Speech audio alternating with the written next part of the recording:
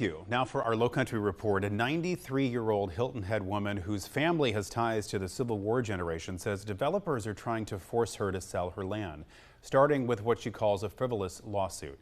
As WSAV's Andrew Davis tells us, now the community is backing her fight.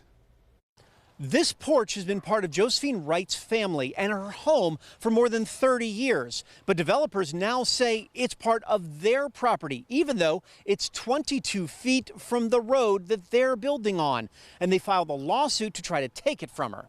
I've been pretty much of a fighter all my life. And even at 93, this grandmother to 40, great-grandmother to 50, and great-great-grandmother to 16 more says she's ready to fight for her family's past and future. It puzzled me at first, but then it got me angry. Angry at the lawsuit filed against her by Bailey Point Investment. They're the group who are developing the land right behind her home on Jonesville Road, property that has belonged to her family since the Civil War. The 147-unit plan has been approved and is well on its way. But Bailey Point says Wright is blocking their progress. They filed a lawsuit saying parts of her home are on their property, and they have the paperwork to prove it. In fact, they're asking for damages. Wright already paid to move a shed and a satellite dish, but the developers say her porch is still on land they own. See, I'm at least, 12 feet away from the borderline, which is right there. Actually, neighbors helping her say it's 22 feet away from the road that Bailey Point built. Josephine says this isn't about a porch. The developers made offers to buy her land, and she claims when she turned them down, they started harassing her. And I don't want to say anything that can be used against me, but I think they're unscrupulous and greedy.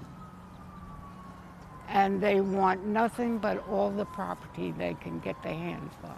Kelly LeBlanc is part of the newly formed Jonesville Preservation Society. She and her fellow neighbors, many of whom are related and original islanders, have garnered support from Hilton Head residents and town leaders, all to make sure the island's past here and everywhere will be protected in the future. We can't change the zoning. The town is looking very carefully at all of the approvals that they're going through. So the town is really working with us in terms of it's got to be to the letter of the law. In the meantime, Wright has a lawyer of her own now and is ready to fight for her property and her history. And what do you want? I want to just keep my property and let them leave me alone. Andrew Davis, WSAV News 3, on your side. From our South Carolina Capitol Newsroom.